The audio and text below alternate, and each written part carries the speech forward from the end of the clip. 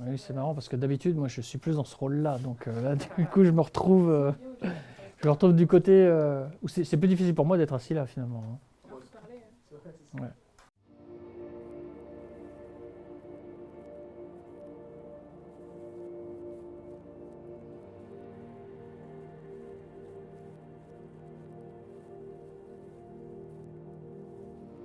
Je m'appelle Régis Sarvago, j'interviens en MMI dans le domaine de la créativité en rapport avec l'image principalement.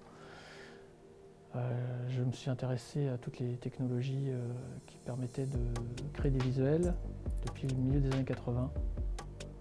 Et ça n'a pas cessé d'évoluer. Et donc du coup, j'ai eu différents métiers en rapport avec l'image d'abord fixe et imprimée, et puis après l'image en mouvement et sur des écrans. Et donc depuis quelques années, j'interviens en MMI. Je suis rentré par la photo, mais avec les évolutions qu'on a pu voir dernièrement, je touche un petit peu à tout.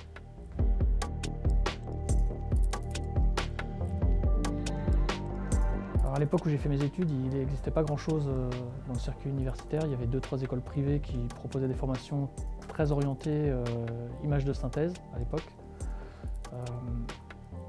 J'ai fait une formation scientifique, bac général, puis après un DUT en informatique. C'était de l'informatique traditionnelle. Donc vraiment orienté réseau, comptabilité, banque et développement en général. La spécialité que j'ai poursuivie ensuite, c'était image numérique. Donc là, c'était vraiment tout ce qui était toujours dans le prolongement du DUT. Donc c'était de la programmation, du code, mais il y avait déjà de l'optique, il y avait déjà de la physique pour voir tout ce qui était en rapport avec l'image, donc la lumière, les surfaces, les matériaux. Et donc ça faisait intervenir des spécialistes en fait en art plastique, en photographie, en physique. Et du coup, ça m'a fait manipuler tout ce qui pouvait être des lasers, des projecteurs. On a fait des hologrammes, on a fait de la synthèse d'images. Tout était dans l'idée de comment je modélise le monde pour pouvoir le calculer. Comment derrière, je peux faire des images qui sont presque identiques en fait, à ce que la photo est capable de capturer. Et après, j'ai eu un moment, un stage en fait, qui m'a mis un pied dans le monde de l'imprimerie, qui, de fil en aiguille, s'est retrouvé transformé en job étudiant à chaque vacances. Et petit à petit, j'ai décidé d'arrêter mes études parce que tout simplement, j'avais plus le temps de poursuivre en parallèle toutes les missions que je pouvais avoir où je gagnais déjà ma vie, et puis des diplômes qui m'orientaient derrière vers plutôt de la recherche.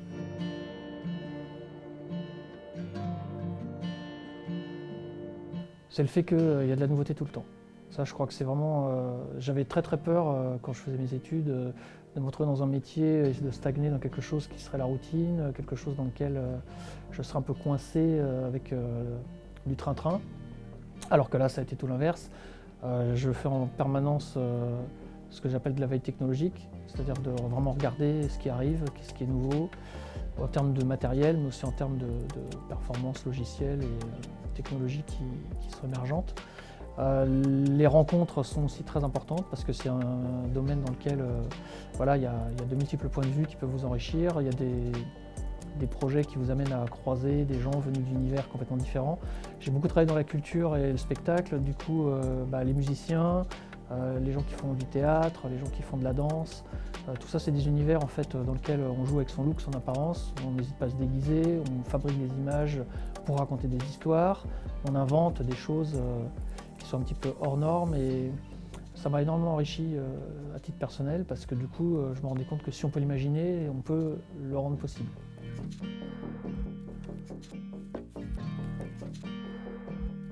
J'ai toujours dessiné étant petit, j'ai toujours participé à des concours ou à des appels à projets ou des choses comme ça à côté de mes études, et après ça s'est fait un peu naturellement, c'est-à-dire que dans le cadre de mes études, il fallait que je fasse des stages où il fallait que j'aille découvrir des entreprises, et à chaque fois la personne avec qui j'étais en contact, en discutant avec elle, je me rendais compte que j'avais envie de connaître un petit peu ce qu'elle faisait, et voyant des toutes petites structures où c'était des gens qui travaillaient finalement avec 2-3 collaborateurs seulement, ou au contraire des grosses industries, j'ai senti que je serais plus à l'aise en fait, à être mon propre patron, à pouvoir gérer mes horaires, à pouvoir acheter du matériel en fonction de mes envies et mes besoins, plutôt que de devoir en fait fonctionner dans un cadre industriel où il y a une norme et où on travaille souvent aussi avec des choses qui sont éprouvées, donc qui ont 3, 4, 5 ans de retard par rapport à ce qui est un petit peu l'innovation. Mais j'étais très longtemps salarié. C'est-à-dire qu'avant d'oser me lancer à mon compte, avant de me dire je vais me lancer comme indépendant, j'ai énormément fait de missions, alors soit en intérim, soit en contrat court, donc des CDD, pour des petites boîtes, mais ça m'a permis de goûter un petit peu à tous les statuts. J'ai aussi participé à une agence de com créée par d'anciens étudiants SRC, donc avant MMI ça s'appelait SRC. Et donc on était une dizaine d'associés dont la plupart sortaient d'un diplôme SRC.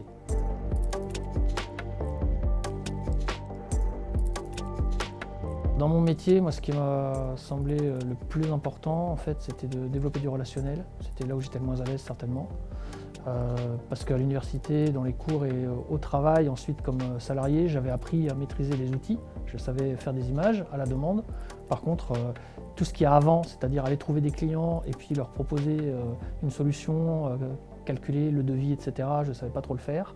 Et puis ensuite, le fait de facturer, gérer l'encaissement et toute la partie comptable et administrative, je me suis rendu compte que ça prenait énormément de temps. Et qu'au final, en étant à mon compte, j'ai fait beaucoup moins de production d'images que quand j'étais employé à ne faire que ça 35 heures ou 40 heures par semaine. Donc du coup, je pense que la qualité essentielle à développer quand on veut être à son compte, c'est de comprendre en fait que notre cœur de métier, ça va être nécessairement encapsulé dans toute une interface qui va permettre d'interagir avec le monde extérieur.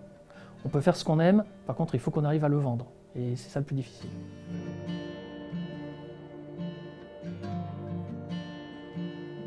Ça, c'est vraiment l'évolution des technos, c'est ce qui est pour moi le plus motivant à rester sur ce créneau-là.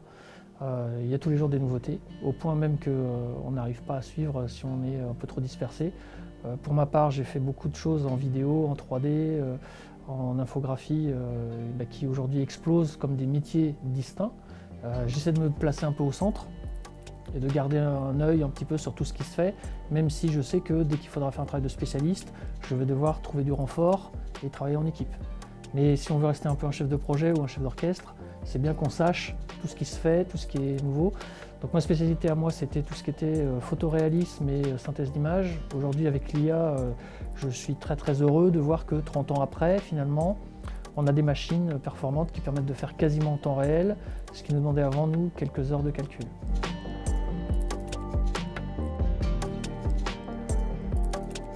Alors j'en ai un qui est vraiment très très particulier. J'ai un jour reçu un coup de téléphone d'un monsieur qui m'a trouvé dans les pages jaunes tout simplement et qui a pris contact avec moi pour me demander si je pouvais faire une séance photo grossesse pour sa femme qui attendait leur deuxième enfant.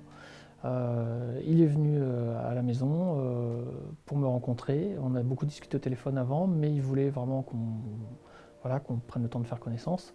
On a tout de suite sympathisé, on avait plein de points communs. Sa femme était là, la mienne aussi, elles ont parlé entre elles. On a discuté technique et de ce qu'ils désiraient. Et puis de fil en aiguille, on s'est revus pour faire les photos de tout le suivi de la grossesse. Et puis ils m'ont demandé si je voulais filmer l'accouchement. Elle a accouché à la maison, dans une piscine, chez elle donc. Et on a filmé avec des caméras l'arrivée du bébé. C'est un projet qu'on n'a pas rendu public, hein, c'est resté des photos privées et un clip pour eux. Par contre, en fait, moi j'avais déjà fait ça pour mes propres enfants, de prendre des photos à la maternité quand ils étaient là. Et c'est quand elle a vu ces images-là chez nous qu'elle a demandé si on serait capable de le faire pour des clients. Et en plaisantant, on a dit que c'était pas plus difficile à faire, puisqu'on l'avait déjà fait, mais que c'est pas quelque chose qu'on envisageait de proposer. Et ils nous ont demandé de le faire, on l'a fait. Bon, c'est pas quelque chose moi que je commercialise. Par contre, c'est une expérience. Voilà, c'est une petite fille que j'ai revue encore l'été dernier. Elle a l'âge de mes enfants. Et je pense qu'on restera liés à l'avenir.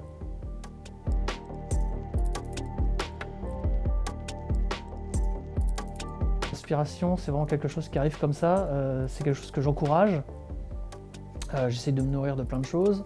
Je pense qu'il y a une sorte de bouillon qui se fait, d'où émerge par moment une idée qui est un mélange ou une synthèse de tout ce qu'on a pu emmagasiner. C'est pour ça que je recommande à tous de se cultiver au maximum, aller voir des films, lire des livres, écouter de la musique. L'inspiration, c'est pas quelque chose de linéaire, ça avance de manière un petit peu chaotique. Par contre, il faut lui donner de la matière première. Et moi, mon inspiration, je fais tout ce que je peux pour l'encourager, mais c'est elle qui décide de se manifester ou pas. Il y a des fois on cale, donc il y a des exercices de créativité à faire, il y a des choses pour ne pas rester sur une page blanche. Mais par contre, souvent, ça fuse tout seul, ça vient tout seul, et je m'étonne moi-même des fois des idées qui arrivent.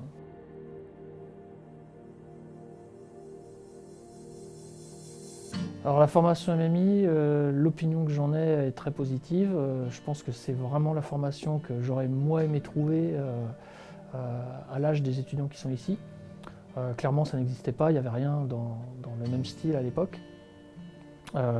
J'ai cherché quelque chose qui me permettrait de faire de l'audiovisuel, de l'informatique, de faire de l'image artificielle et en même temps de mixer ça avec des prises de vue réelles. Ça n'existait pas trop dans les années 90. Quand je suis arrivé en fait à l'IUT de Laval, c'était en 1996. C'était pour plus un job de technicien. Et j'ai collaboré à la création du département MMI en fait, en faisant l'installation des PC et les configurations des logiciels. Je suis reparti ensuite faire plutôt des boulots créatifs. Et l'occasion de revenir ensuite dans les années 2000 en fait, pour faire de l'enseignement, ça a été une joie aussi de voir comment ça avait évolué, de voir que maintenant vous faites des choses qui sont vraiment assez abouties et que le fait de pouvoir y contribuer, en fait, pour moi, c'est quelque chose de précieux parce que là, j'arrive à la cinquantaine, donc forcément, j'ai une vision avec un peu de recul sur 30 ans de carrière. Et je pense que c'est le moment aussi de transmettre des choses qui ne sont pas du domaine universitaire.